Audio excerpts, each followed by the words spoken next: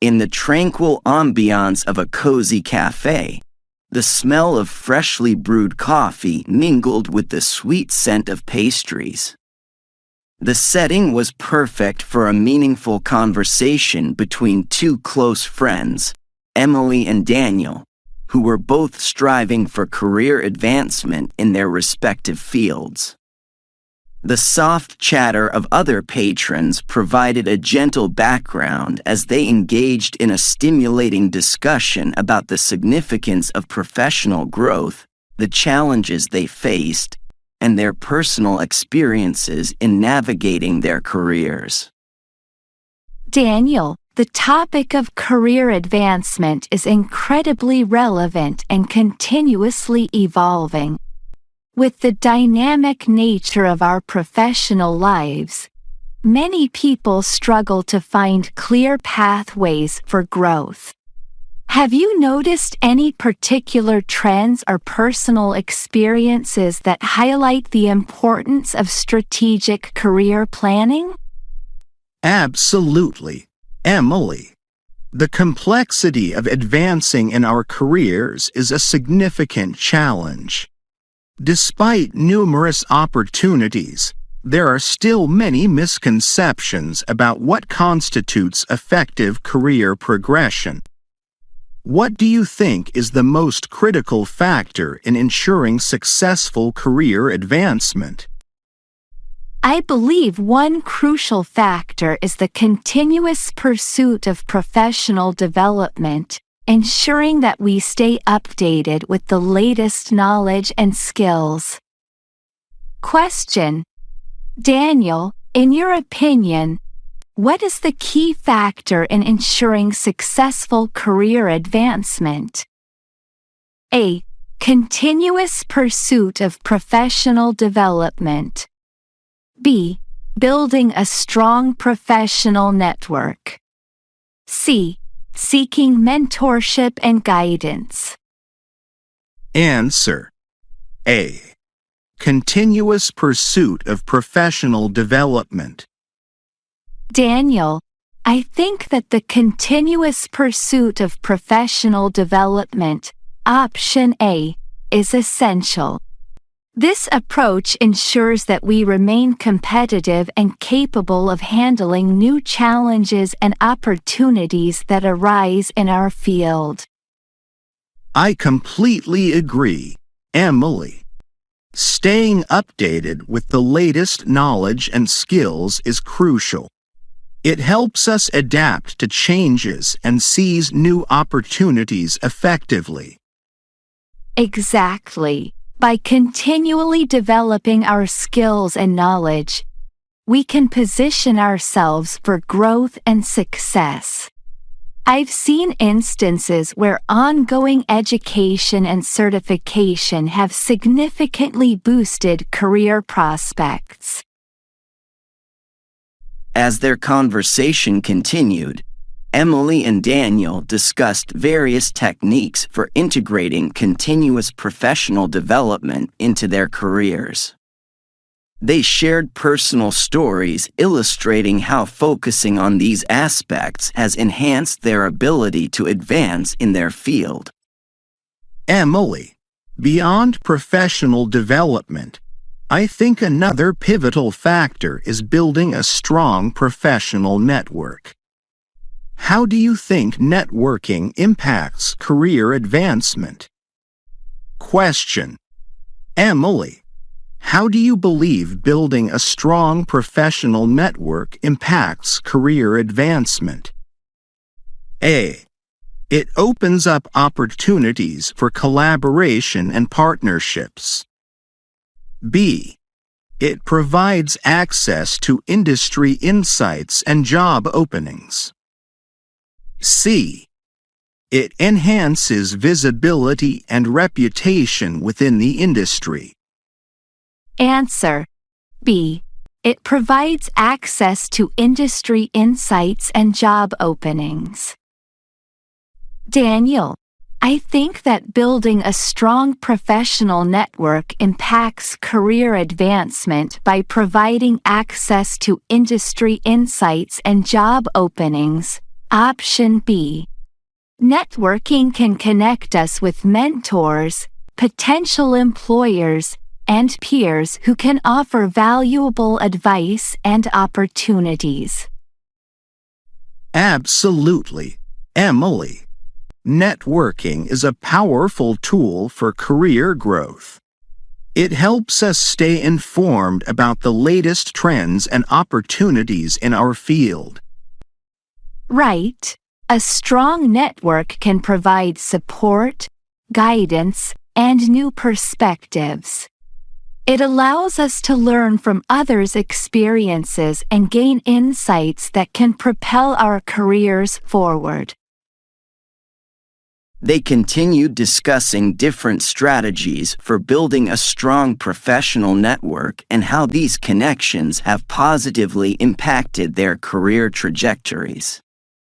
Personal anecdotes highlighted the importance of networking in their professional lives. Daniel, another critical aspect is seeking mentorship and guidance. How do you think having a mentor affects one's career advancement? Question: Daniel, how do you think seeking mentorship and guidance affects career advancement? A. It accelerates learning and skill development. B. It provides personalized career advice and support. C. It helps navigate career challenges and obstacles. Answer: A. It accelerates learning and skill development.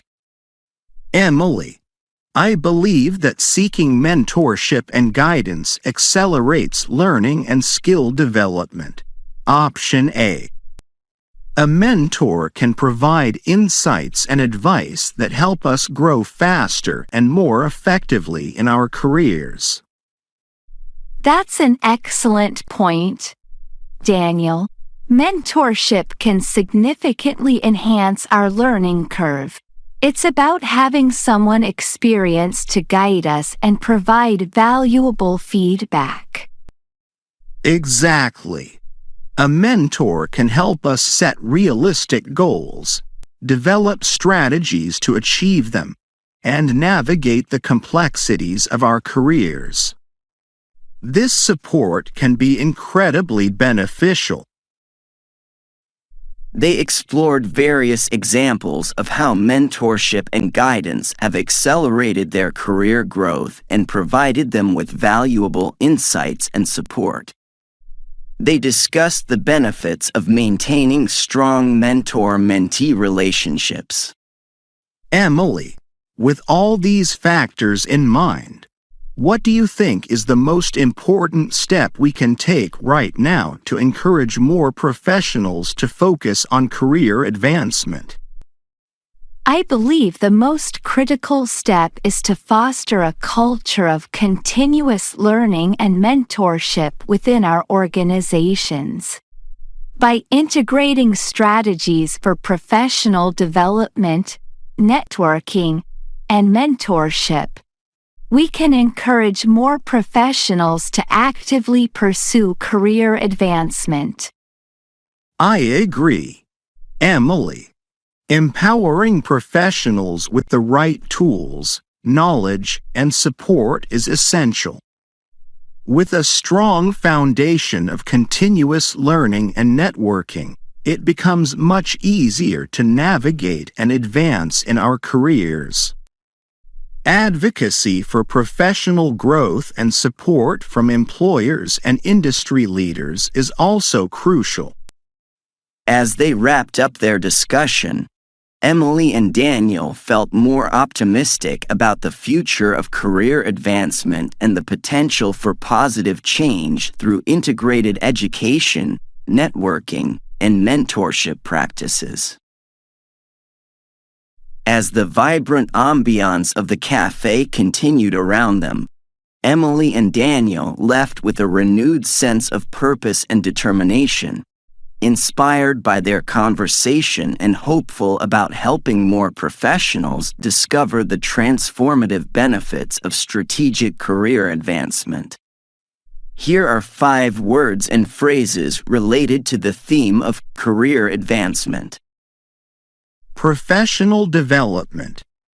Continuous learning and skill enhancement to stay competitive. Networking. Building relationships with peers, mentors, and industry leaders for career growth. Mentorship. Seeking guidance from experienced professionals to accelerate learning and development.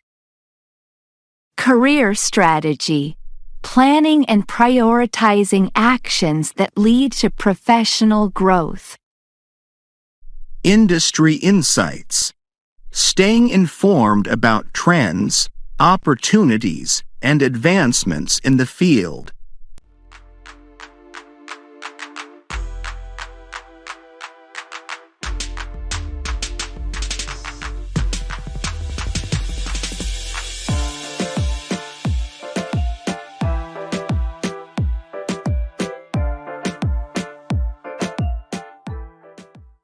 Career Advancement, Part 2, Breaking the Ceiling. In the quiet ambiance of the cafe, where the aroma of freshly brewed coffee mingled with the sweet scent of pastries, Emily and Daniel continued their insightful conversation about career development. After discussing the importance of continuous professional development and networking, the conversation began to shift toward a more personal and deeper subject: how to overcome the invisible barriers that often arise during career advancement. Daniel, beyond professional development and networking, there's another critical aspect we haven't touched on. How do we break through the invisible barriers that we might set for ourselves, or that society imposes on us? Have you ever experienced that in your career? Absolutely, Emily. Even though I've always focused on improving my skills and expanding my network, there have been moments where I felt stuck, like there was some invisible limit holding me back. I've often wondered whether it's a matter of needing a different approach or mindset. I totally agree. It's not just about skills. It's also about having the right mindset and the courage to step out of our comfort zones. Sometimes, that's what it takes to break through those barriers. Question. Emily, what do you think is the most important factor in breaking through these invisible barriers? Would you say A. Courage to take risks, B. Persistence and continuous effort, C. A flexible mindset and changing perspective? I'd say C. A flexible mindset and changing perspective. I believe that having a flexible mindset is key. If we stick to the same approach, we might miss out on opportunities. But if we're willing to shift our perspective, we can discover new ways forward that weren't visible before. Exactly. Sometimes our careers feel like a maze, and it's only by changing how we look at things that we find new pathways to success. Exactly. Recognizing when we're limiting ourselves is crucial. And knowing how to push past those limits can open doors we never thought possible. As they explored this idea further, Emily recounted a time when she had to change her thinking in order to tackle a difficult project. Daniel also shared a similar experience, where shifting his perspective helped him navigate a career deadlock. They both agreed that a flexible mindset was crucial for overcoming the invisible barriers in their careers. Emily, Beyond mindset, I believe taking risks plays a big role in breaking through those barriers. What do you think? Definitely. I think taking risks is essential for discovering new opportunities. How about you, Daniel? How important do you think taking risks is in career advancement? Question: Daniel, how do you think taking risks affects career growth? A. It opens up unexpected opportunities. B. It demonstrates courage and decisiveness. C. It forces you to develop rapidly. I'd say A. It opens up unexpected opportunities. Emily, I think that by stepping outside our comfort zones, we open ourselves up to opportunities that we might never have considered. Risk-taking allows us to explore new paths and achieve things we might have thought impossible. Exactly. I remember a time when I hesitated to take on a major project because it felt too risky. But in the end, it turned out to be one of the biggest turning points in my career. If I hadn't taken that risk, I wouldn't be where I am today. That's a perfect example. Often, the greatest rewards come from the risks we're willing to take. But, of course, it's not just about risk-taking. It's also about preparation and knowing when you're ready for the next big challenge. They continued to discuss how taking risks had opened up unexpected opportunities in their careers. Emily shared another story about how taking a leap of faith helped her secure a promotion, while Daniel recalled a time when embracing a risk led to a new position in a different industry. While risk-taking is important, I also believe that building a strong foundation is crucial before diving into big opportunities. What do you think, Emily? Absolutely, Daniel. Having a solid foundation, whether it's in terms of skills or experience, gives us the confidence to take risks and face challenges head-on. Question: So, what do you think is the most important factor in preparing for big opportunities? A. Minimizing risk through thorough preparation. B. Building confidence and necessary knowledge. C. Having a backup plan for every scenario.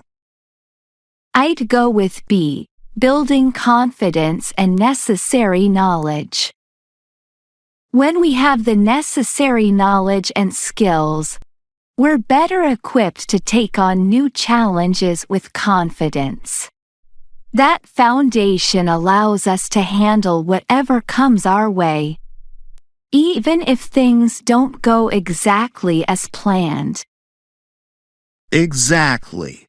With a strong foundation, even the biggest risks become more manageable. It's about being prepared and knowing that you've done everything you can to succeed. Their conversation continued as they shared tips on how to build a solid foundation for career growth. Emily talked about how she spent time learning new skills before taking on a leadership role, while Daniel explained how he researched a new field extensively before deciding to transition into it. I think, ultimately, it's not about whether we face barriers in our careers, but about how we choose to overcome them. Whether it's by changing our mindset, taking calculated risks, or building a solid foundation, We have the power to break through any invisible ceiling. I completely agree. Every barrier can be overcome if we're willing to be flexible, take risks, and prepare ourselves thoroughly. As the conversation wrapped up, both Emily and Daniel felt inspired by the discussion. They realized that career advancement wasn't just about following a traditional path. It was about challenging themselves, thinking differently, and taking the necessary steps to break through the limits they once thought impossible. As the warm evening light filtered through the cafe windows, Emily and Daniel left with renewed determination, ready to face the challenges ahead and break through every invisible barrier in their careers. Here are 5 final words and phrases related to the theme of career advancement, breaking the ceiling. Invisible barriers. Unspoken or unseen limitations that hinder career growth and are often difficult to identify.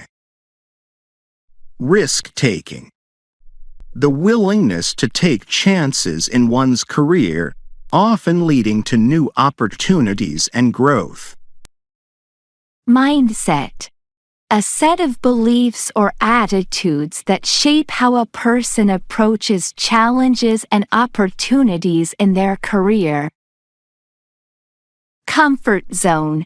A state of familiarity and security where individuals feel comfortable but may limit their potential for growth. Career foundation.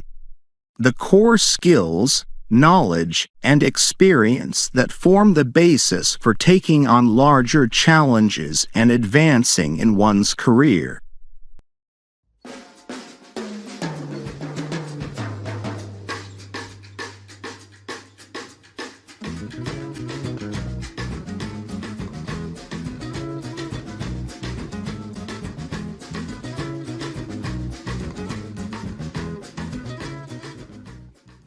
Career Advancement, Part 3, The Power of Resilience.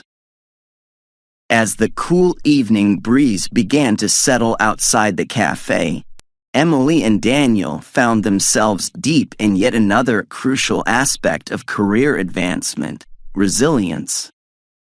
The earlier discussion on mindset and risk-taking had opened their eyes to the importance of adaptability. But now the focus shifted to what might be the most vital trait for long-term success: the ability to persevere through setbacks and failure. Daniel, we've talked about taking risks and breaking through invisible barriers, but I think there's another aspect that people don't talk about enough: resilience.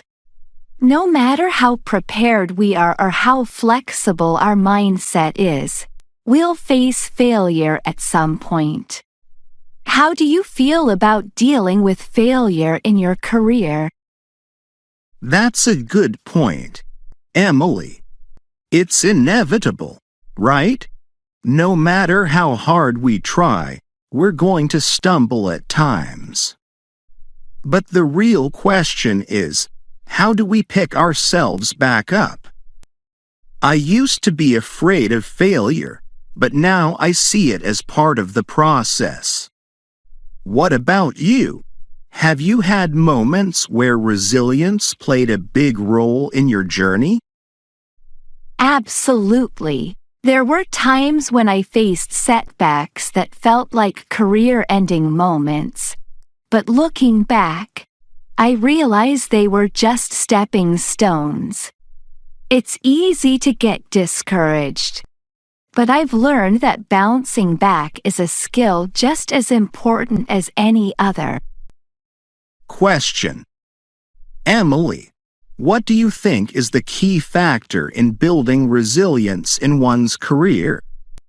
Would you say it's A. Learning from failure, B. Maintaining a positive attitude, C. seeking support from mentors and colleagues. I'd choose A. Learning from failure. In my experience, resilience comes from understanding that failure isn't the end. It's part of the process. Each failure teaches us something, and if we're open to learning from it, we come out stronger. That's a great point. I think too many people fear failure instead of seeing it as a learning opportunity. Every time I've failed, I've discovered something new about myself or my approach. Exactly. It's not about avoiding failure, but about what we do after it happens. Do we give up? Or do we adapt and try again? Emily then shared a story about a time she was passed over for a promotion she thought she was perfect for. At first, she was devastated, but instead of giving up, she used the rejection as motivation to improve her skills and ended up getting a bigger opportunity later on. Daniel also shared a similar experience of being rejected from a role he thought was the next step in his career, only to later realize that it had pushed him toward a better direction. Emily, I think resilience also ties into another aspect of career advancement, maintaining long-term motivation. How do you keep yourself motivated after experiencing setbacks? Question. Daniel, what do you think is the best way to maintain motivation after facing failure? A. Setting new, achievable goals. B. Celebrating small wins along the way. C. Taking time to reflect and recharge. I'd go with B. Celebrating small wins along the way. I've found that after a failure, it's easy to feel overwhelmed by how far we still have to go. But celebrating the little victories helps remind me that progress is happening, even if it's slow. It keeps me focused and motivated. That's so true. Sometimes we get caught up in the bigger picture and forget to acknowledge the small achievements that show we're on the right track. I've found that when I stop to appreciate the small things, it gives me the energy to keep going. Exactly. I think small wins are like stepping stones. They might not seem like much at first, but they lead us toward bigger goals. And, of course, taking time to reflect is also important, to make sure we're still heading in the right direction. Their conversation turned to the importance of finding balance in their careers. How, after facing challenges, it's essential to step back, recharge, and refocus. Emily talked about how she takes breaks between major projects to regain her energy, while Daniel mentioned the importance of disconnecting from work occasionally to avoid burnout. Daniel, another part of resilience that often gets overlooked is the importance of a support system. Whether it's friends, family, or colleagues, having people who believe in us can make all the difference when things get tough. What do you think about the role of support systems in career resilience? Question. Daniel, how important do you think it is to have a strong support system in building resilience? A. It helps you stay grounded and focused. B. It provides encouragement during tough times. C. It offers new perspectives and advice. I'd say B. It provides encouragement during tough times. When we're going through a rough patch, it's easy to lose perspective and feel like we're failing alone. But having people around who believe in us can make all the difference. Their encouragement can be the push we need to keep going. I couldn't agree more. There have been times when I was ready to give up. But just talking to a mentor or a close friend helped me see things differently. It's easy to get lost in our own doubts, but having that external support brings clarity. Exactly. And sometimes, we just need someone to remind us that setbacks are normal, and they don't define our entire journey. As their conversation deepened, they both acknowledged the importance of community in their professional lives. They agreed that resilience wasn't something built in isolation. It was cultivated through the help of those around them. I think what we've discussed today really highlights the fact that resilience is multifaceted. It's about learning from failure, celebrating progress, and leaning on others when necessary. Do you think resilience is something that can be actively developed? Or do you think it's something you're born with? I believe it's something that can be developed over time. No one is born with unlimited resilience, but the more challenges we face, the stronger we become. Every setback is an opportunity to build resilience if we approach it the right way. Exactly. And the more resilient we become, the easier it is to keep moving forward in our careers, no matter what obstacles come our way.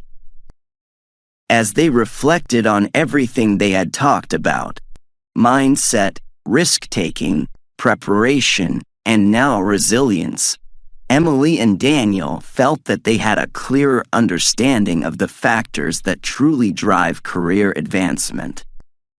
It wasn't just about technical skills or professional networks.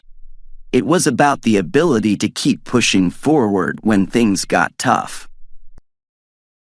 As the cafe began to empty and the night drew in, Emily and Daniel walked out with a newfound appreciation for resilience, knowing that with the right mindset, support, and perseverance, no career challenge was insurmountable. Here are 5 final words and phrases related to the theme of career advancement, the power of resilience. Resilience. The ability to recover from setbacks and keep moving forward despite challenges. Failure. The act of not achieving a goal, which can be a valuable learning experience in career growth. Motivation. The drive or desire to keep pursuing goals, even after encountering obstacles. Support system. A network of friends, family, colleagues, or mentors who provide emotional and professional encouragement. Small wins. The minor achievements that help maintain momentum and motivation over the long term.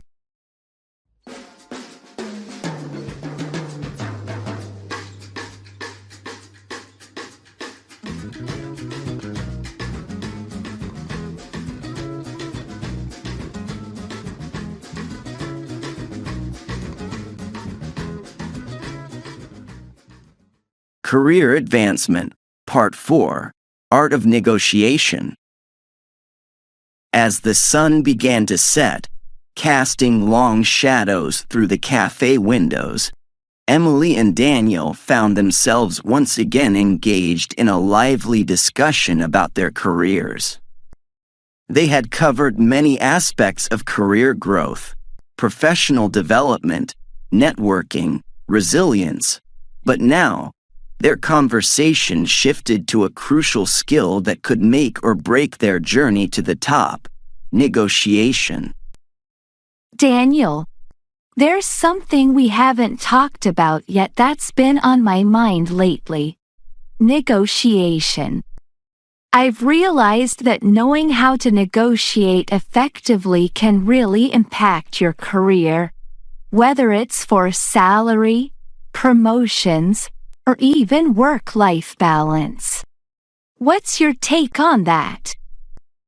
I couldn't agree more, Emily. I think negotiation is one of those skills that people tend to overlook, but it's absolutely essential. And it's not just about money. It's about negotiating for the opportunities that align with your goals. Have you ever had to negotiate for something in your career? Oh, absolutely. There was this one time I had to negotiate for a more flexible schedule. It wasn't easy, but it turned out to be one of the best decisions I made. What about you? Have you had any tough negotiations that paid off?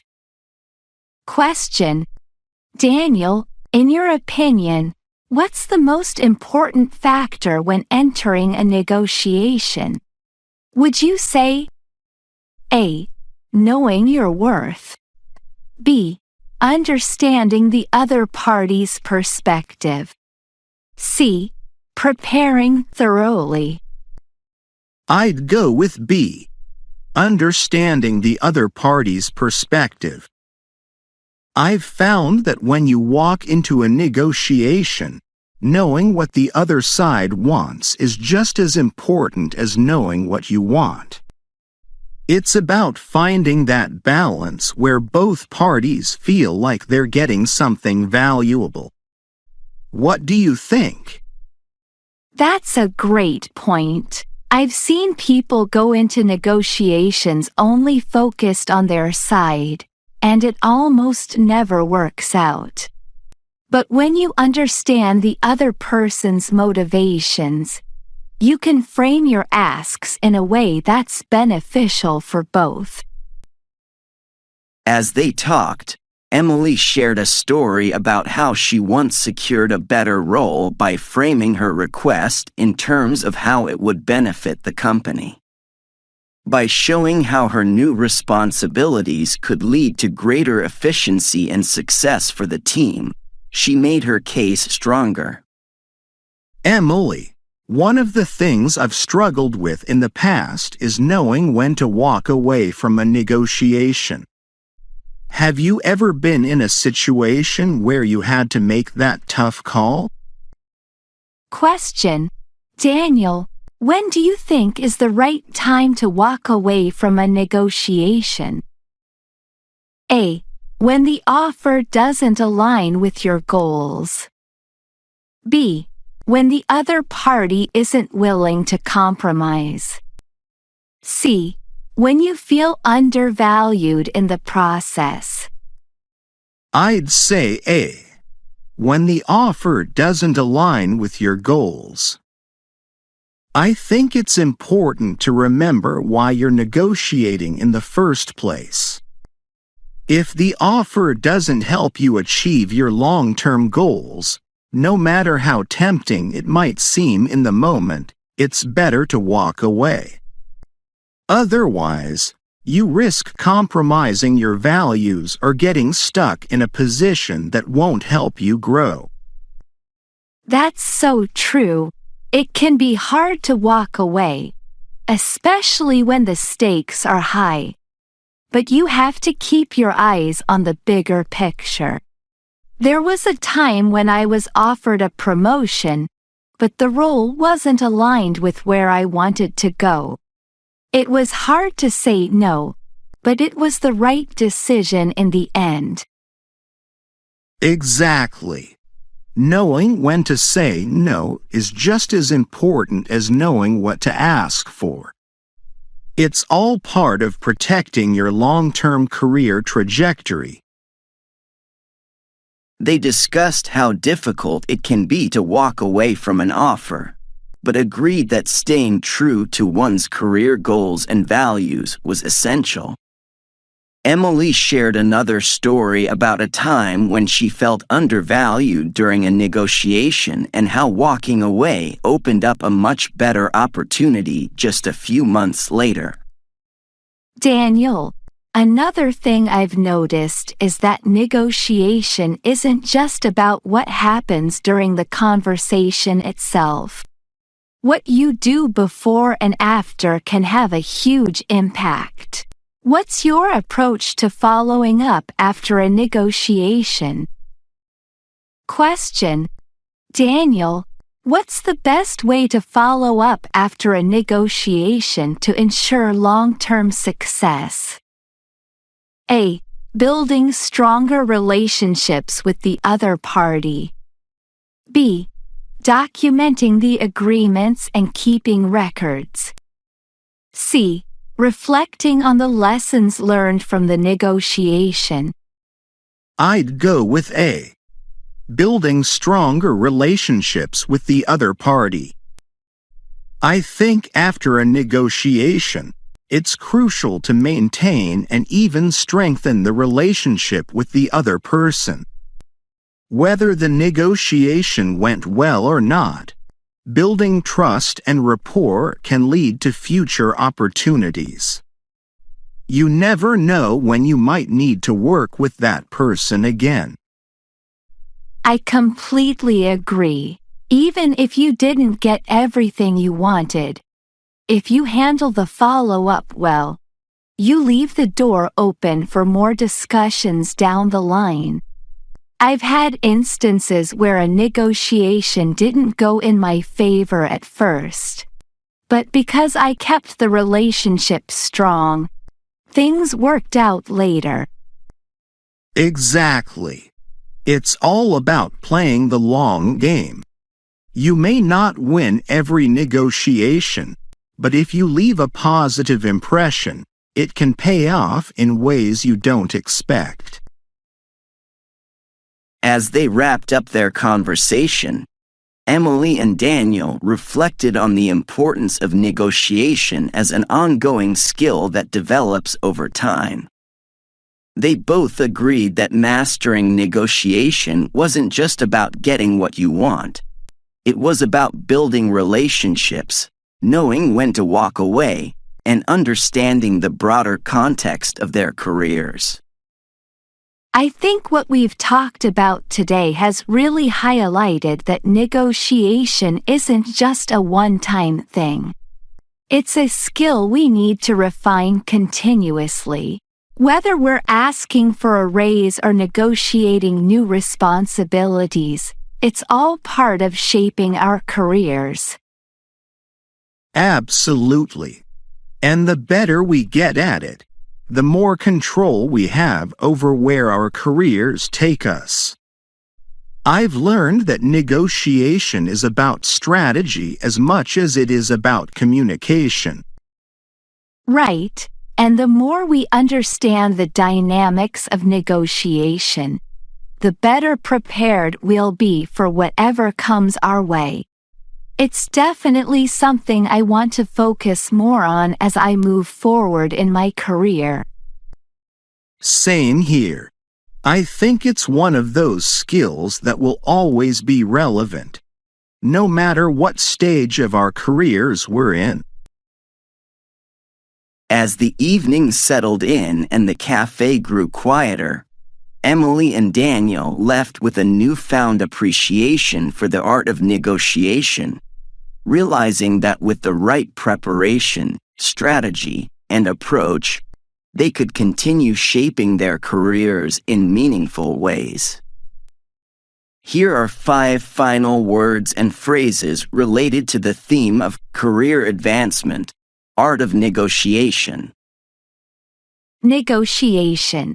The process of reaching a mutually beneficial agreement through discussion and compromise. Leverage. The power or advantage one has in a negotiation. often used to achieve a desired outcome. Compromise. Finding a middle ground where both parties can agree, often requiring concessions from both sides. Walk away. The decision to exit a negotiation when the terms don't align with one's goals or values. Follow up.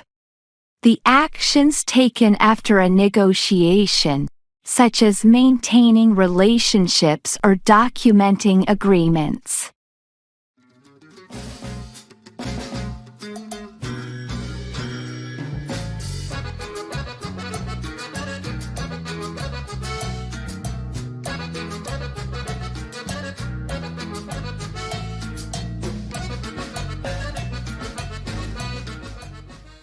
Career Advancement, Part 5, Leadership and Influence. The comfortable hum of the cafe had become a familiar background as Emily and Daniel found themselves once again engaged in their thoughtful conversations about career growth. Tonight, they were ready to dive into a new subject that had been on both of their minds: leadership and influence. Daniel, lately I've been thinking about how leadership plays a huge role in career advancement. It's not just about managing people or having a title. It's about how you influence others and create a positive impact in your team and beyond. What's your experience with leadership so far? That's a great point, Emily. Leadership goes beyond titles for sure. For me, the most effective leaders I've seen aren't just the ones with authority. They're the ones who know how to motivate others and bring out the best in their team. Have you had any experiences where you had to step into a leadership role, even if it wasn't your official position? Definitely. A few months ago, we were in a tough spot at work. And although I wasn't officially the leader of the team, I found myself stepping up because no one else would. It was challenging, but I realized how much influence I could have by simply guiding others and setting the right example. What about you, Daniel? How have you handled leadership situations? Question: Daniel, what do you think is the most important trait of a good leader? Would you say A. Clear communication, B. Empathy and understanding, C. Confidence in decision-making? I'd go with B. Empathy and understanding. In my experience, the best leaders are the ones who really understand the people they're leading. Empathy builds trust, and when people feel understood and supported, they're more likely to follow your lead. What about you, Emily?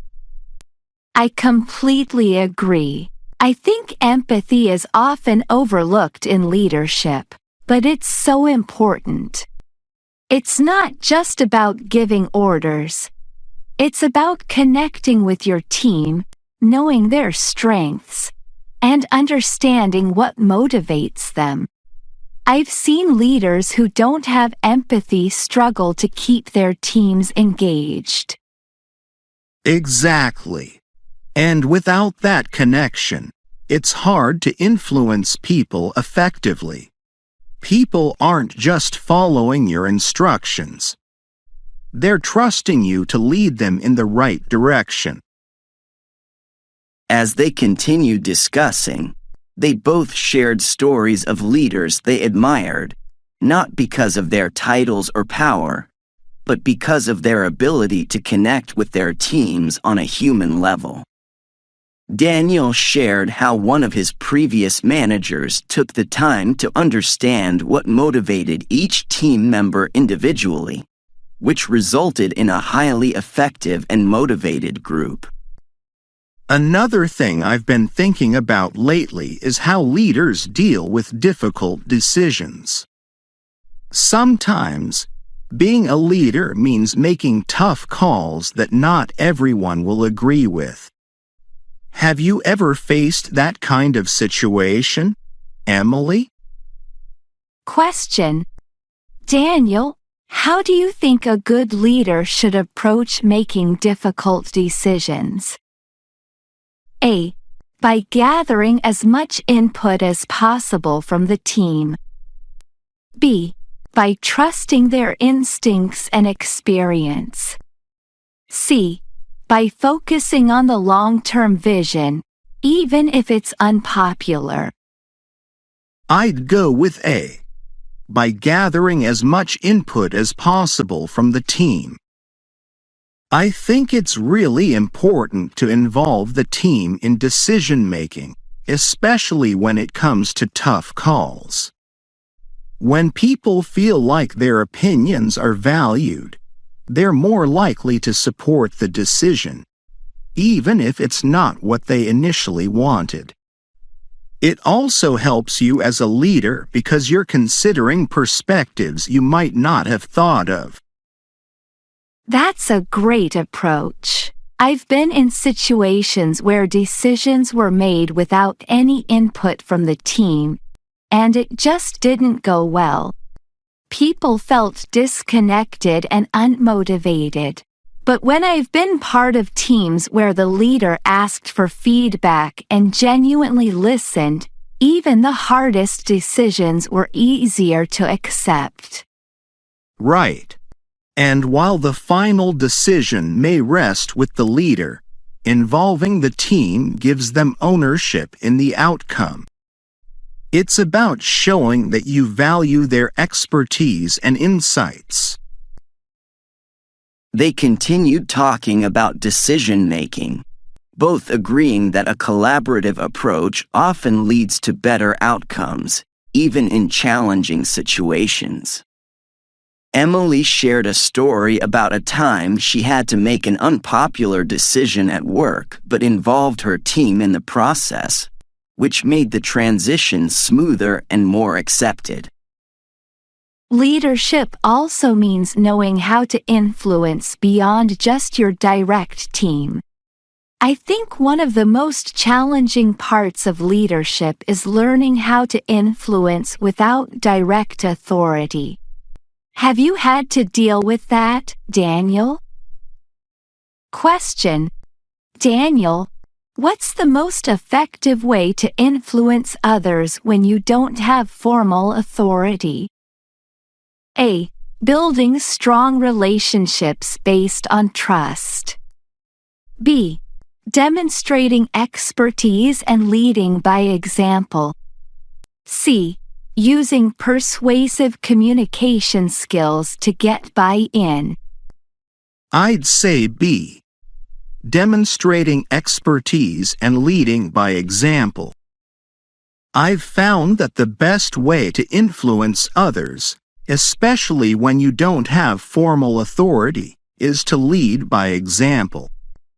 When people see that you know what you're doing and that you're willing to get your hands dirty, they're more likely to follow your lead, even if you're not their official boss. That's a great point. Actions definitely speak louder than words, especially when you're in a position where you have to influence without authority. I've noticed that people tend to follow those who they see as competent and reliable, even if they don't have the title of leader. Exactly. And I think over time, if you consistently show that you can deliver results and help others, you build influence naturally. It's not about forcing people to follow you. It's about earning their respect. They wrapped up their conversation on leadership and influence, realizing that while titles may grant authority, true leadership comes from action, empathy, and the ability to inspire others. Both agreed that influence wasn't something you demanded. It was something you earned through consistent effort and understanding. I think what we've discussed today shows that leadership isn't just about managing people. It's about influence, empathy, and making decisions that help everyone grow. I've learned so much from this conversation, and I'm definitely going to focus on improving my leadership skills. Same here. I think we're both at a point in our careers where leadership isn't just a skill. It's a necessity. Whether we're leading teams or just influencing our peers, it's something we need to keep working on. Absolutely. And I think the more we focus on the human side of leadership, empathy, communication, and building trust, the more successful we'll be, both in our careers and in helping others succeed.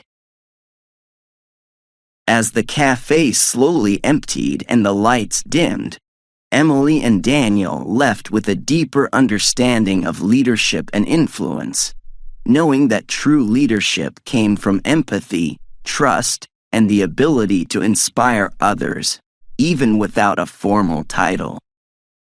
Here are 5 final words and phrases related to the theme of career advancement, leadership, and influence.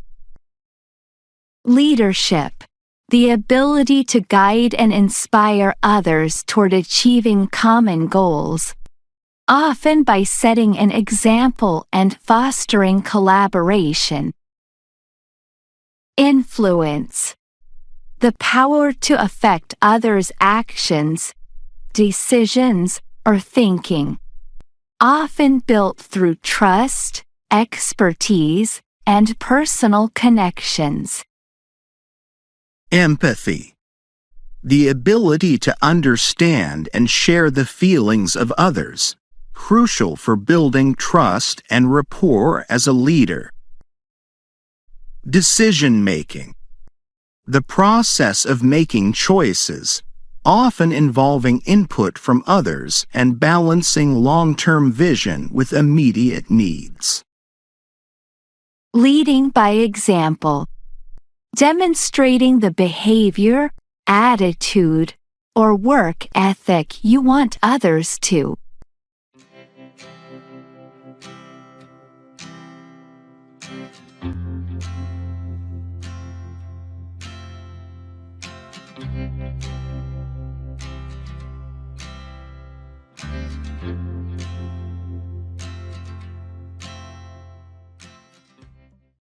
Career Advancement, Part 6, Weight of Responsibility. The soft glow of the cafe lights once again set the stage for Emily and Daniel's latest conversation. This time, as they sipped their drinks, they were both deep in thought. The topic of leadership and influence had left them with much to reflect on, but tonight, they were ready to tackle something even more challenging: the weight of responsibility that comes with leadership.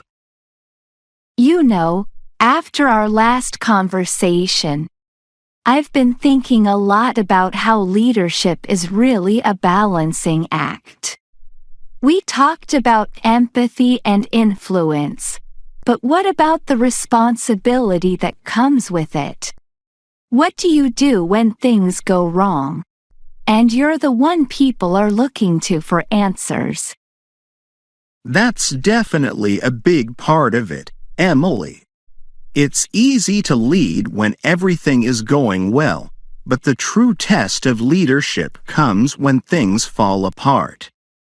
I've been in situations where I had to make a decision, and it wasn't the right one. The weight of that stays with you. Exactly. I think that's something people don't always talk about, how heavy that responsibility can feel. I remember when my team missed a major deadline. I was the one who had to answer to upper management, even though it wasn't all my fault. But in the end, it didn't matter. As the leader, I had to own it. Question: Daniel, when you faced failure or setbacks in leadership, how do you handle taking responsibility? Would you say it's best to A. Acknowledge the mistake openly with the team. B. Find a solution first before addressing it. C. Shift the focus to future improvements rather than the mistake itself. I'd say A. Acknowledge the mistake openly with the team. For me, transparency is key. When something goes wrong, the team already knows it, and they're looking to you to see how you handle it. If you try to cover it up or avoid the topic, it breaks trust. I think it's important to admit when you've made a mistake and then move forward with finding a solution together. I completely agree. I've found that when I'm open about my mistakes, my team respects me more. They know I'm human and that I'm willing to own up to things. It sets the tone for accountability across the board. But it's not always easy, right? Especially when the stakes are high. Sometimes, taking responsibility feels like you're putting a target on your back. Have you ever had to face consequences that felt unfair because of a mistake you made? Oh, definitely. Last year, I led a project that ended up going over budget. Even though there were factors outside of my control, I was the one who had to take the heat for it. It was hard because I felt like I was being blamed for things that weren't entirely my fault. But at the end of the day, I had to accept that as the leader, the responsibility fell on me. That's the hardest part, isn't it? Leadership means you're the one in the spotlight, even when the issue is out of your hands. It can feel really isolating at times. Question: Daniel, when things feel overwhelming, how do you keep yourself motivated to continue leading? What helps you push through? Would you say A. Focusing on the long-term goals. B. Leaning on your team for support. C. Taking a step back to recharge and reset. I'd go with B. Leaning on your team for support. It's funny we think of leaders as the ones who are supposed to be strong for everyone else. But sometimes the best thing you can do is lean on your team. When I'm feeling overwhelmed, I've found that talking to the people I'm leading and asking for their input or support can make a huge difference. It creates a sense of shared responsibility. That's such a good point. I think sometimes we forget that leadership doesn't mean doing everything alone. When we trust our teams and allow them to support us, it strengthens the whole group. Their conversation lingered on the concept of shared responsibility, both of them realizing that leadership wasn't just about guiding others, but also about allowing others to guide them when needed. One thing I've noticed, especially as I've gotten more experience, is that leadership can sometimes feel like walking a tightrope. You're constantly balancing the needs of your team the expectations from above, and your own goals. It can be exhausting. Absolutely. It's like there's always pressure from every direction. And sometimes, the hardest part is that you can't please everyone. Question: Daniel, in those situations where you know someone's going to be unhappy with your decision, how do you approach it? Do you A. Try to find a compromise that satisfies most people? B.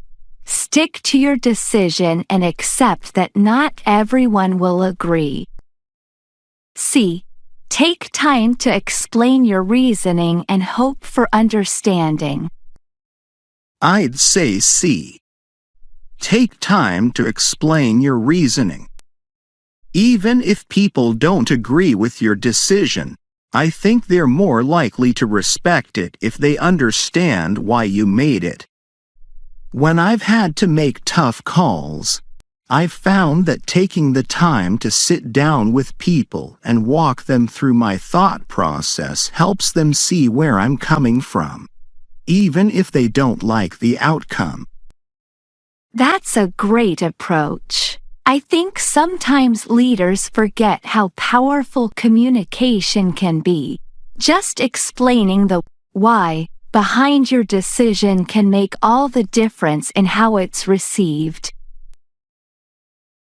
The cafe grew quieter as the night stretched on, but Emily and Daniel remained engrossed in their discussion, reflecting on the complexities of leadership. They both recognized that, while influence and authority could be learned, handling the weight of responsibility was a continuous journey, one that demanded resilience, self-awareness, and the willingness to grow from every experience.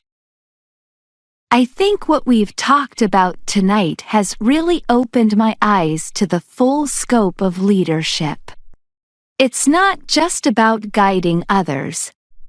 It's about navigating the pressure, the mistakes, and the difficult decisions, all while staying true to your values. Exactly. And I think that's what makes leadership so rewarding, even when it's hard. It's not about being perfect, it's about learning how to rise to the challenge over and over again. Well, I know I've got a lot to think about after tonight's conversation. Leadership is definitely more than I ever realized, but I feel more prepared to take it on, knowing that it's okay to not have all the answers. Same here. It's all part of the growth process. And I think as long as we're open to learning from our mistakes and leaning on others, we'll continue to get better at it. As the last few patrons trickled out of the cafe, Emily and Daniel exchanged a final knowing glance, both feeling the weight of leadership in a new light, aware that with every challenge came an opportunity for growth, both for themselves and those they led. 5 final words and phrases related to the theme of career advancement. Part 6. Weight of responsibility. Accountability. The obligation to take responsibility for one's actions, decisions, and their outcomes, especially as a leader. Transparency. The practice of being open and honest with others, particularly when facing challenges or mistakes. Resilience. The capacity to recover from difficulties and continue leading despite setbacks. Shared responsibility. The concept that leadership is not just about one person. It involves collaboration and support from the entire team. Navigating pressure. The ability to manage the weight of expectations and demands while maintaining focus and making effective decisions.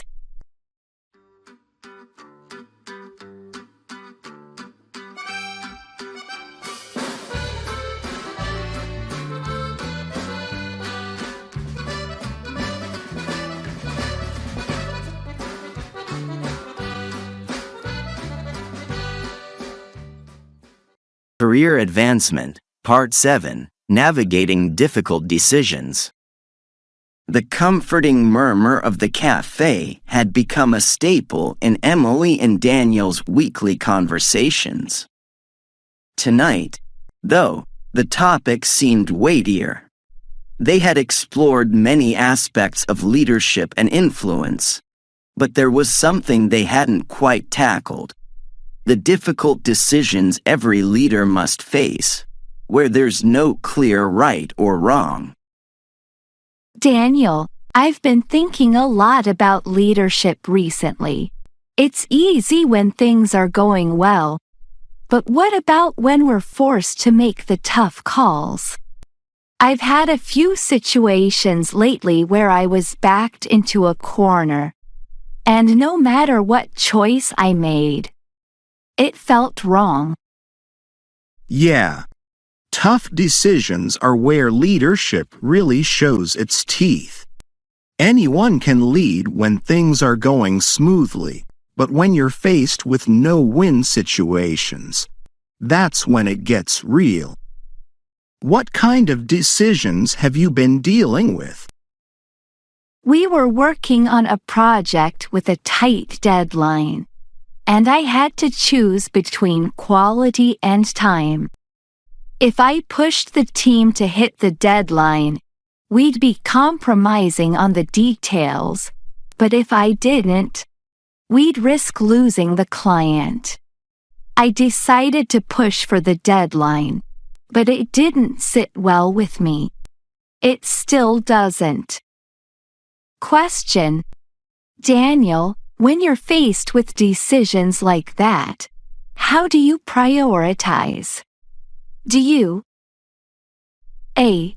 Focus on long-term outcomes over short-term problems? B. Consider how it will affect your team and their morale? C. Go with your instincts and make a quick decision? I'd say B. Consider how it will affect your team and their morale.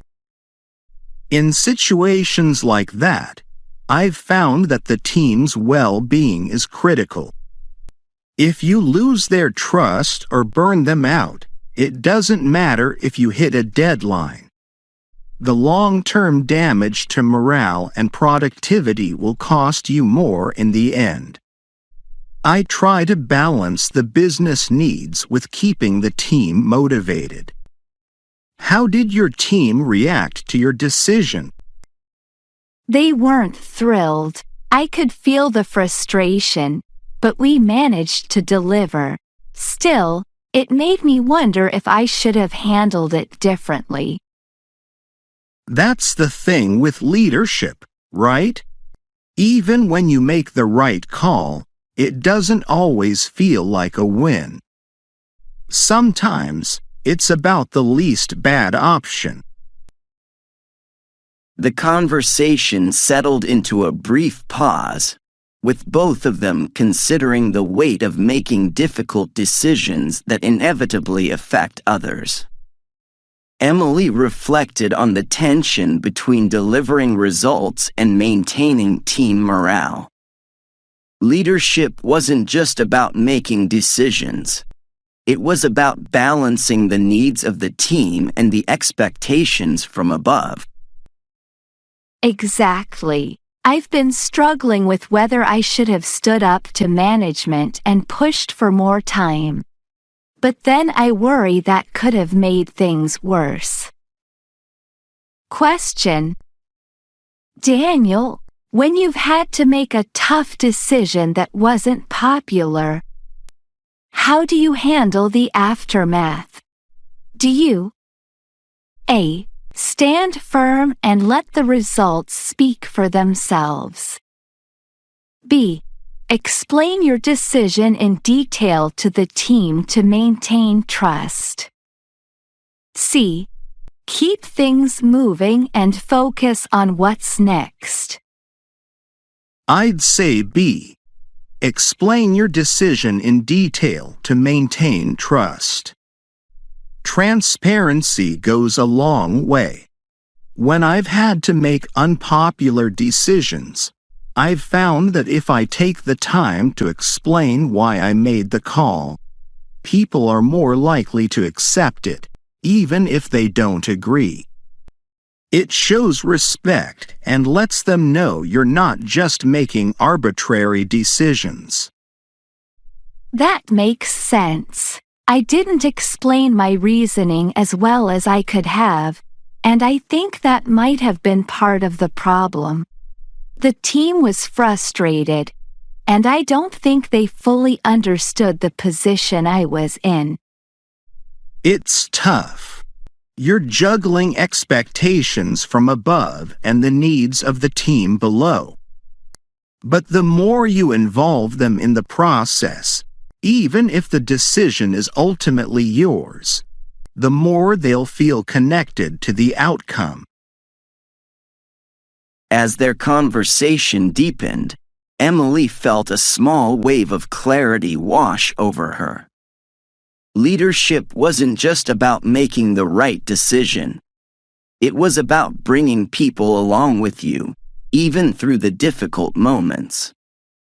She realized that communicating the why behind her decisions could have made all the difference. You know, I think what makes these decisions so hard is the fear of making the wrong choice. There's always that voice in the back of my head wondering if I've just made a mistake that's going to haunt me. Question: Daniel, when you feel that doubt creeping in after a tough decision, how do you deal with it? Do you A. Reflect on what you've learned and move on? B. Seek feedback from others to validate your choice? C. Keep pushing forward, hoping the results will justify it? I'd say A. Reflect on what you've learned and move on. Doubt is natural, especially when you're in a leadership position. But the best way I've found to handle it is to reflect on what went well, what didn't, and learn from it. You're not going to get every decision right, and that's okay. It's about growing from the experience and making better choices next time. I think that's exactly what I needed to hear. I've been so worried about making the perfect choice that I forgot it's okay to learn as I go. Not every decision will be flawless, but as long as I take something from it, I'm growing. Their conversation settled into a comfortable rhythm again as the weight of leadership seemed to feel just a little lighter. Emily realized that part of being a good leader was accepting that mistakes were part of the process, and no decision was without its lessons. You know, Emily, the hardest decisions are the ones that shape us the most. We don't always get them right, but how we handle the fallout, how we grow from them, that's what defines us as leaders. You're right, and I think I'm starting to see that making tough decisions isn't just about the immediate outcome. It's about building resilience, trust, and learning to navigate through the unknown. That's where real leadership comes from. As they finished their drinks and prepared to leave the cafe, Emily and Daniel walked away with a deeper understanding of leadership.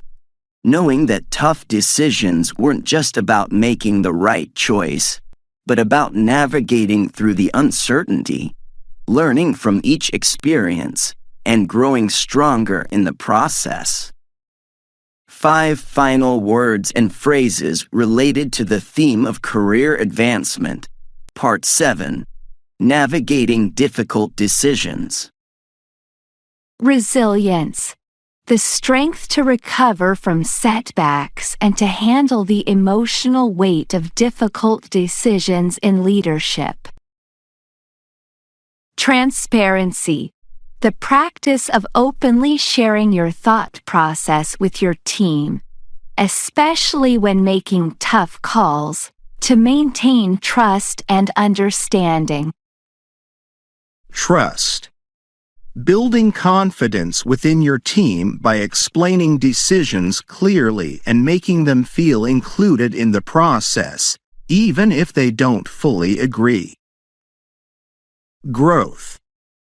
Understanding that each decision, whether right or wrong, presents an opportunity to learn and improve as a leader. Balance. The constant act of juggling the needs of the business, the team, and personal leadership development when making tough choices.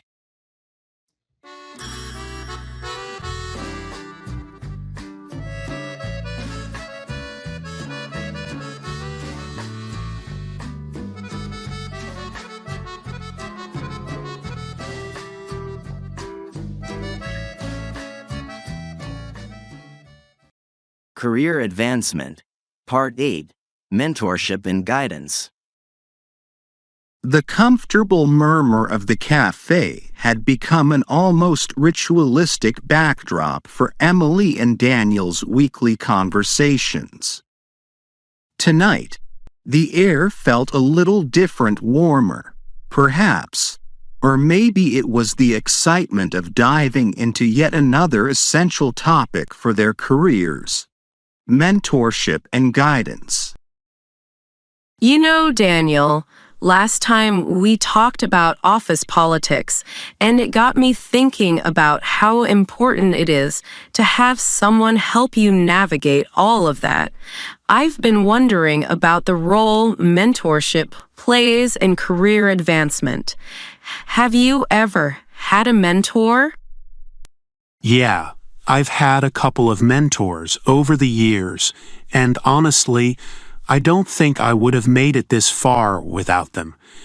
They've helped me see things from a different perspective, pushed me when I needed it, and sometimes even pulled me back when I was about to make a mistake. How about you? Have you ever had someone guide you like that? I have, but it didn't happen until more recently. Early on, I didn't really understand the value of having a mentor. I thought I could figure things out on my own, but then I met someone at my company who really took an interest in my growth, and it's been eye-opening. She's helped me navigate some of the more challenging parts of leadership and even politics, as we discussed last time. Question: Daniel, what do you think is the most important quality of a good mentor? Would you say it's A, providing constructive criticism, B, offering opportunities for growth, C, being a good listener? I'd go with C, being a good listener. I think the best mentors are the ones who really listen first, before giving advice. A lot of times, we know the answers to our own problems, but we just need someone to hear us out, help us clarify our thoughts, and maybe offer some guidance on how to move forward. What about you? I totally agree. My mentor has this way of making me feel like my concerns and goals are important, and she never jumps to conclusions or gives me advice I'm not ready to hear. She listens, and then when she does speak, it's always thoughtful and tailored to what I need at that moment. It's really made a difference. Their conversation took a more reflective turn as they both thought about how the right mentor could shape not just a career, but a person's entire approach to work and leadership. The value of having someone experienced, someone who's already navigated the obstacles, seemed clearer now than ever. I think mentorship goes both ways, too. Have you ever thought about mentoring someone yourself? I feel like that's the next step after receiving all this guidance, passing it on to someone else. I've thought about it a lot lately, actually. I've been in my industry long enough now that I think I could help someone who's just starting out, but it's a little intimidating, to be honest. I don't feel like I have all the answers yet. Question: Daniel, if you were to mentor someone, what do you think would be your biggest challenge? Would it be A, finding the time to commit, B, feeling confident enough in your own knowledge, C, balancing mentorship with your own career growth? I'd say B, feeling confident enough in my own knowledge. It's that whole imposter syndrome thing, you know. Even after years of experience, I still sometimes feel like I'm not there yet. Mentoring someone else would put me in a position where I'd have to confront that insecurity. I'd want to be sure I'm really helping, not just saying things because they sound right. I get that. I think we all feel that way sometimes. But the thing is, just because we're still growing doesn't mean we don't have valuable insights to offer. I've had moments where I've helped colleagues without even realizing I was mentoring them. Sometimes it's about being willing to share what you know, even if you don't have all the answers. That's a great way to look at it. Maybe mentorship is more about guiding someone through their thought process rather than always providing the solution. Kind of like what we were saying earlier about listening. Their conversation shifted, as it often did, into the subtle art of balancing their own growth with helping others.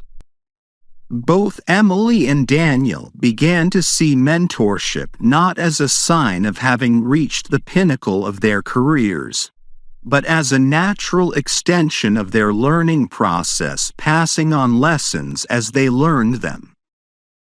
I think the hardest part of mentorship is knowing when to step back and let the person find their own way. Sometimes, as a mentor, it can be tempting to just give the answer, but that doesn't really help them grow. Absolutely. My mentor has been really good at letting me stumble a little when necessary. She's always there to offer guidance, but she doesn't spoon-feed me solutions. It's frustrating at times, but I've learned so much more that way. Question: Daniel, if someone came to you for advice on finding a mentor, what would you recommend they do? Would you say, A, look for someone within your immediate team or department, B, seek out someone from a different area of the company for a fresh perspective, C, find an external mentor who isn't tied to your workplace? I'd go with B. Seek out someone from a different area of the company for a fresh perspective. I think getting a mentor from outside your immediate team or department is key. They're not as involved in the day-to-day politics or the specifics of your work, so they can offer a more objective view. Plus, they might have insights that your direct supervisor or colleagues wouldn't. That's a really good point. I've seen how valuable that outside perspective can be. My mentor works in a different department, and it's helped me see the bigger picture of how the company operates. It's broadened my understanding of leadership in ways I didn't expect. The cafe buzzed quietly around them as the two friends continued exploring the deeper nuances of mentorship. The realization dawned on both of them that, at its core, mentorship wasn't just about advancing careers, it was about creating a cycle of growth, guidance, and mutual respect.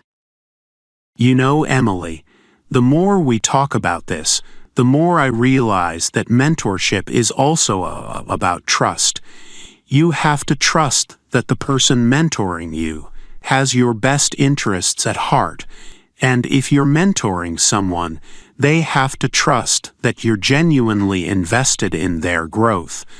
Without that trust, none of it works. You're right. Trust is the foundation. It's what allows people to be vulnerable, to ask for help, and to accept feedback. Without it, mentorship just becomes another transaction.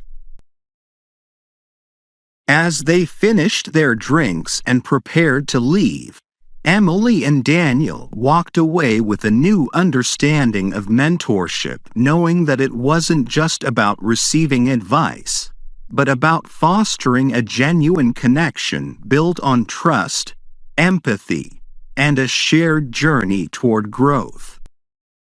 5 final words and phrases related to the theme of career advancement. Part 8.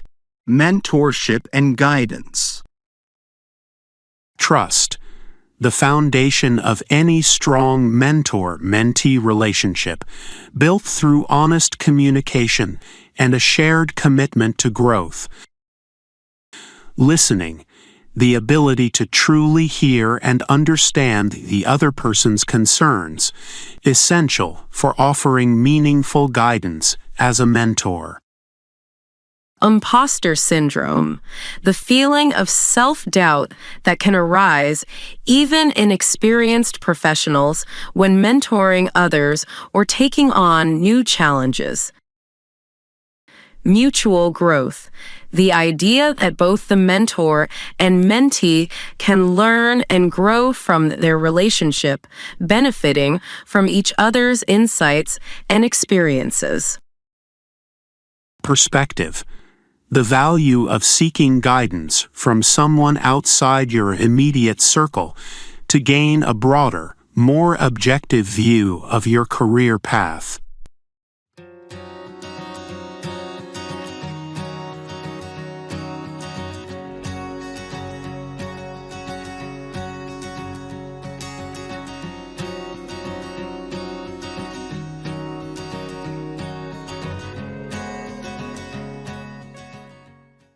Career Advancement. Part 9. Building Personal Brand. As the rhythmic hum of the cafe greeted them once again, Emily and Daniel found themselves drifting toward a new topic. Tonight, they weren't just discussing leadership or setbacks, but something more elusive, something that lived beneath the surface of every successful career. Personal brand. Both had danced around the idea for a while, aware of its importance, but never quite addressing it head-on. You know, Daniel, we've talked a lot about leadership, influence, and setbacks, but there's something I've been thinking about lately that ties all of it together. Personal brand. What do you think it means to really build one?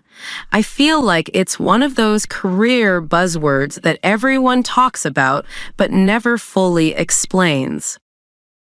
Yeah, personal brand is tricky. It's not just what you do, it's how people perceive you. It's your reputation, your consistency, and how you show up every day. For a long time, I didn't think much about it, but as I've advanced in my career, I've realized it's everything. People need to know what you stand for before they trust you with bigger opportunities. Exactly. But it's also more than just being good at your job, right? It's about the impression you leave on others, how they feel about you when you're not in the room.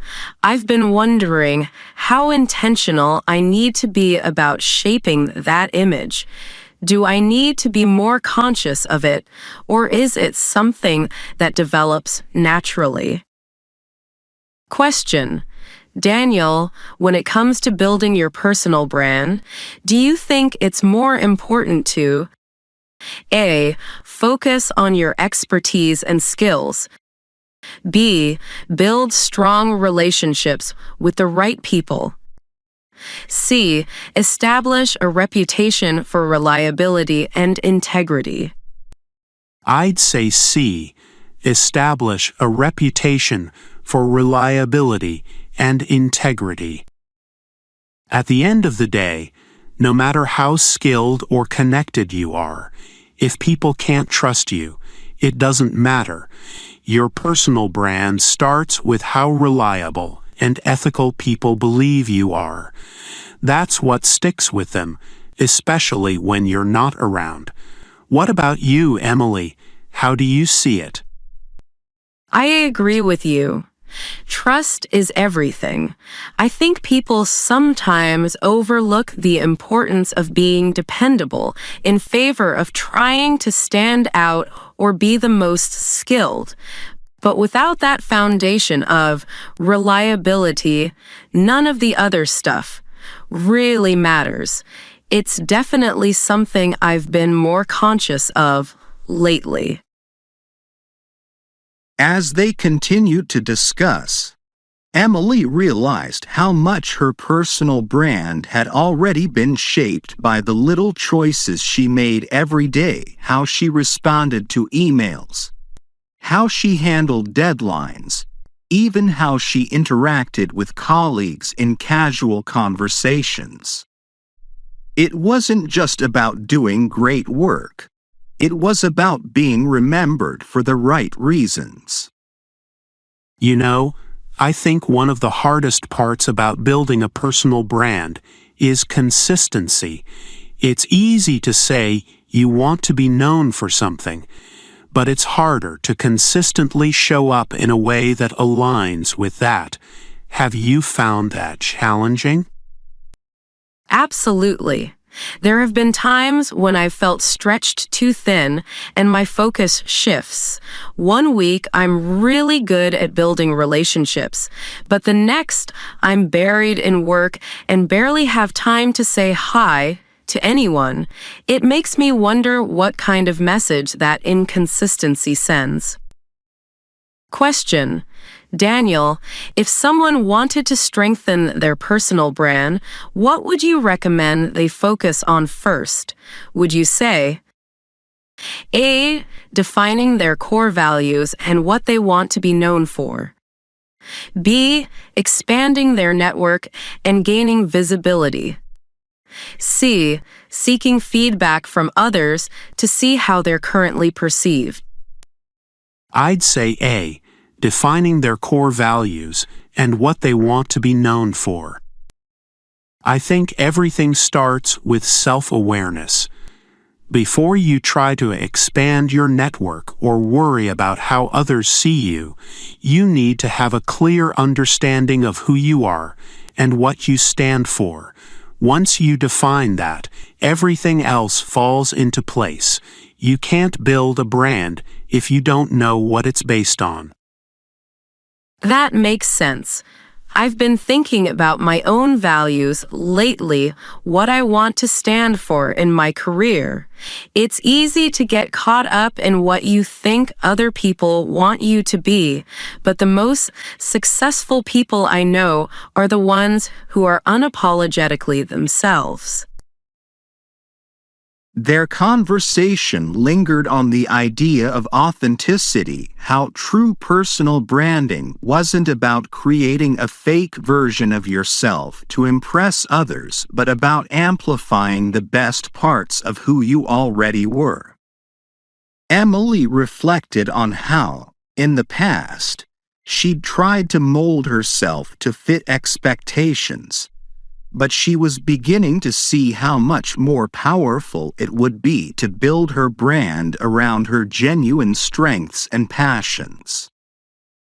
You know, personal branding also has a lot to do with visibility. It's not just about being good at what you do. It's about making sure the right people know it. Have you ever struggled with that part? All the time. I'm great at staying behind the scenes and just doing the work, but when it comes to making sure the right people see it, not so much. I've always felt uncomfortable with the idea of self-promotion. I get that, but it's not about bragging, it's about positioning yourself in the right way. People need to see the value you bring, and sometimes you have to make sure your work gets noticed, especially when you're doing something important. It's not just for you, it's for the team and the project. Question. Daniel, when it comes to increasing your visibility, what do you think is the most effective strategy? Would you say A. Taking on high-profile projects that showcase your skills. B. Building relationships with influential people in the organization. C. Sharing your accomplishments in a tactful, strategic way. I'd say B. Building relationships with influential people in the organization. I think the people who get ahead are the ones who know how to build the right relationships. High-profile projects and sharing your wins are important. But if you don't have people advocating for you behind the scenes, you're not going to get very far. It's about building trust with the decision makers. That's something I've been thinking about too. It's not just about who you know, but about who knows you and respects your work. I've been focusing on building stronger connections with people in other departments, and it's helped me see the bigger picture of how our company operates. As the conversation deepened, Emily and Daniel realized that personal branding wasn't a one-size-fits-all approach. It was a combination of visibility, relationships, and integrity, all grounded in a strong sense of self-awareness. They both felt a renewed sense of purpose as they discussed ways to refine their personal brands, realizing that this would be a continual process, evolving with every new experience and challenge. You know, Emily, I think we're always building our personal brands, whether we realize it or not. Every interaction, every project, every meeting, it's all contributing to how people see us. The key is making sure that the image we're putting out there aligns with who we really are. Exactly. And I think the more intentional we are about it, the more it will work in our favor. We just have to remember that it's not about perfection, it's about authenticity. People can see through anything else. As they finished their drinks and headed out into the cool night, Emily and Daniel left the cafe with a renewed focus on their personal brands, understanding that the most powerful career tool wasn't just skill or ambition, but the unique and authentic presence they cultivated in every interaction and opportunity that came their way. 5 final words and phrases related to the theme of career advancement. Part 9. Building personal brand. Authenticity.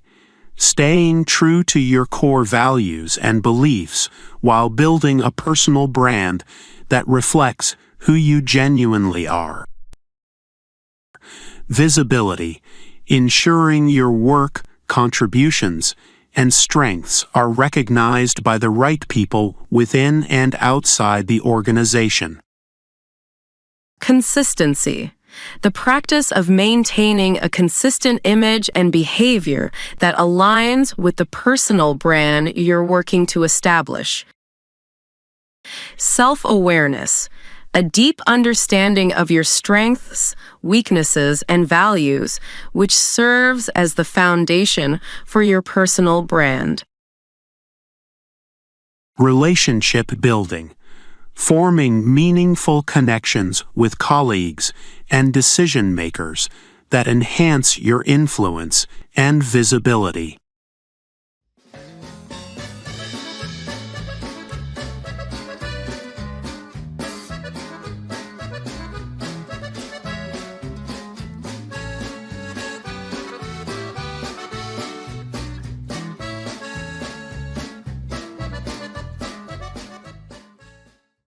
Career Advancement, Part 10, Legacy and Long-Term Impact.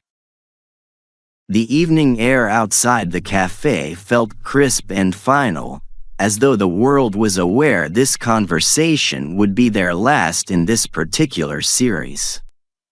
Emily and Daniel had traversed the landscape of career growth together, from leadership and setbacks to personal branding and office politics. But tonight, they were going to dive into something deeper and more enduring: legacy and long-term impact. What kind of career would they leave behind when all was said and done? What would be their lasting mark? Daniel, we've spent so much time talking about what it takes to move up the ladder, to lead, and to overcome obstacles. But I've been thinking, what does it all mean if we don't leave behind something worth remembering? What kind of legacy are we trying to create? That's a good question, Emily. Legacy is one of those things you don't always think about when you're caught up in the day-to-day grind, but in the end, it's what really matters. I guess it's not just about career advancement. It's about what people will remember you for, long after you've moved on. Exactly. It's not just about the promotions or titles. I think about the people who have made an impact on me, my mentors, leaders I've admired, and it wasn't because of their position. It was because of how they treated others, how they inspired growth in the people around them. That's the kind of legacy I want. Question. Daniel, when you think about your legacy, what's the most important part to you? Would you say A. The people you've helped and mentored along the way. B. The projects and initiatives you've led that made a lasting impact. C. The reputation you've built as a leader in your field. I'd go with A. The people you've helped and mentored along the way. For me, it's always been about the people. When I think about what I want to leave behind, it's not a list of accomplishments, it's the idea that I helped someone else reach their potential, that I was part of their journey. The projects and recognition will fade, but the people? They'll carry that impact forward in their own careers. I feel the same way. The more I think about it, the more I realize that the greatest legacy isn't in what we achieve for ourselves, it's in how we help others grow. I want to be remembered not just for what I did, but for the opportunities I created for others to succeed. Their conversation took on a tone of quiet reflection, each of them considering the weight of their careers not just as a series of milestones but as a broader, more meaningful journey. They weren't just building careers, they were shaping lives, including their own. You know, Emily, I've seen people get caught up in their careers to the point where they forget about everything else. They're so focused on advancement that they don't take the time to think about their impact on others. I don't want to be that kind of leader. Neither do I. I've been guilty of getting wrapped up in my work, but conversations like these remind me that we're part of something bigger. It's easy to focus on the next promotion or project, but what's harder and more important is focusing on the long-term effect we're having on the people around us. Question: Daniel, when you look back on your career years from now, how will you measure your success? Would you say it's based on A. the positive changes you've influenced within the organization, B. the growth of the people you've worked with, C. the personal satisfaction of knowing you stayed true to your values? I'd say C. the personal satisfaction of knowing you stayed true to your values. At the end of the day, the only person who can really measure your success is you.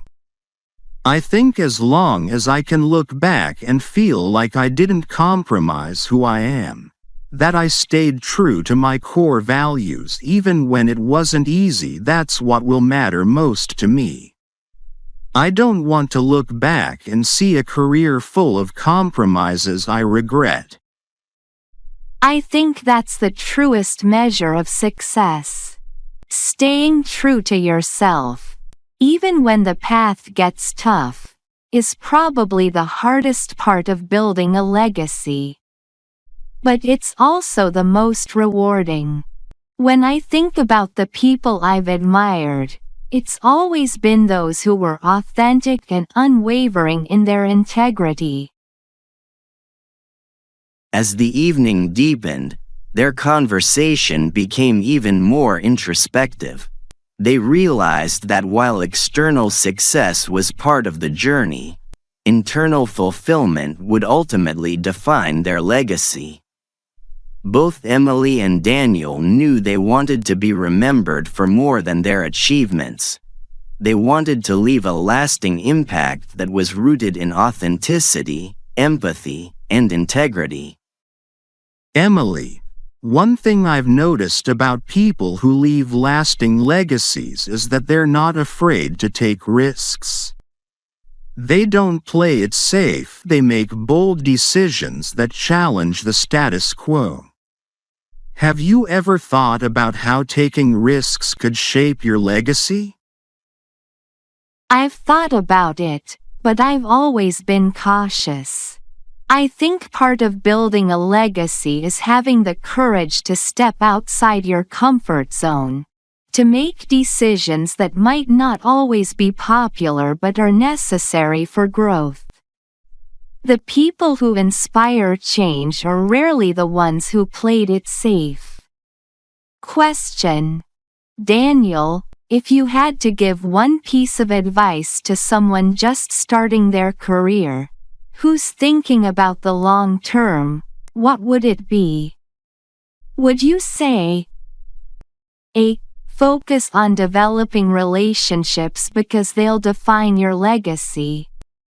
B. Stay adaptable and embrace change because that's how you grow. C. Never lose sight of your values because they'll guide you through every challenge. I'd say C. Never lose sight of your values. Values are like your compass. The world changes, industries evolve, and you'll face pressures to adapt or compromise along the way. But if you hold on to your values, they'll guide you through it all. That's how you build something lasting not just in your career, but in your life. That's solid advice. I think it's easy to lose sight of values when you're chasing success. But those who stick to them, even when it's hard, are the ones who leave the most enduring legacies. That's the kind of leader I want to be. The two friends sat quietly for a moment, allowing the weight of the conversation to sink in. They had covered so much over these weeks: leadership, influence, setbacks, mentorship, but this discussion about legacy felt like the final piece of the puzzle. It wasn't just about what they accomplished in their careers, it was about how they lived, how they worked, and the impact they made on the people around them. Well, Emily, I think we've come full circle. We started talking about career advancement, and now we're ending with something far more important: how we want to be remembered. Yeah, it's funny how it all ties together in the end. Every step of the journey builds towards something bigger. I'm glad we've had these conversations. They've helped me see my career in a completely different light. As they walked out of the cafe for the last time, the night air crisp with possibility, Emily and Daniel carried with them a new sense of purpose, knowing that their careers were not just a series of achievements but a reflection of the legacy they would leave behind, built on values, relationships, and the long-lasting impact they would have on others.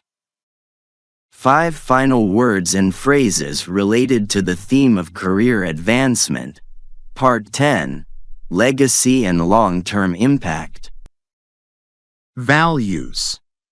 The guiding principles that define who you are and shape the legacy you leave behind, especially in challenging times. Legacy. The lasting impression you leave on others, shaped by your actions, decisions, and how you've influenced the lives of those around you. Authenticity. Staying true to your character and principles throughout your career, allowing your legacy to be a genuine reflection of who you are. Long-term impact. The enduring effect of your work, leadership, and contributions, which continues to influence others even after you've moved on. Risk-taking. The willingness to make bold decisions and challenge the status quo, often a key factor in creating a meaningful and memorable legacy.